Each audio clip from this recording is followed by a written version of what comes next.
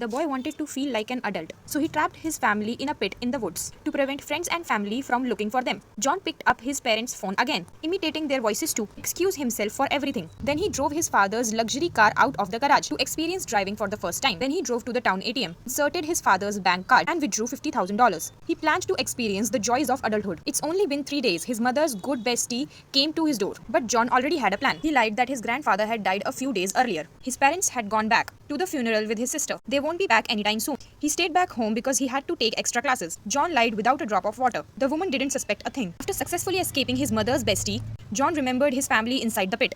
He approached the pit trembling. His parents asked John why he was doing this. However, John did not say a word. He threw the fried chicken into the hole. Then he left the forest. He put the game console in his room and started to play without any worries. Meanwhile, his family is trying to climb up. Because the hole was so deep, it was impossible to climb up with your bare hands. The sister is hungry and picks up the food, but her father stops her.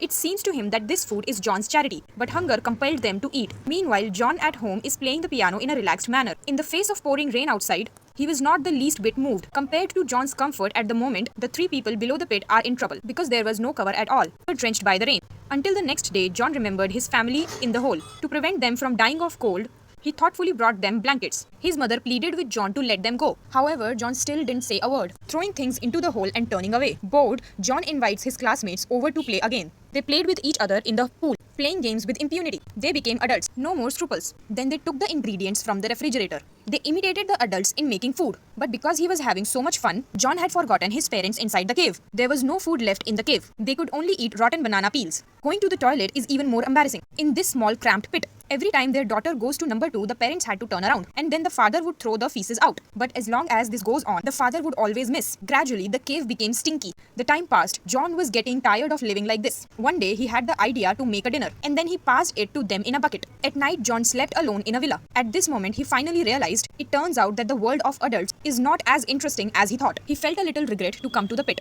Looked at the bottom of the wretched family. John did not know what to do. Suddenly, he had a plan. These parents were then woken up by a commotion. They looked up but were pleasantly surprised. A ladder had been slowly lowered. With this ladder, they finally escaped from the pit. Just as they were looking for John, they found a body floating in the pool. The parents thought John was too guilty, so they fished him out. They didn't realize that John had done it on purpose, to ease their anger.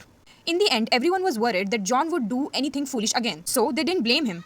Finally, the father brought in the forklift to fill up the pothole that had caused so much harm.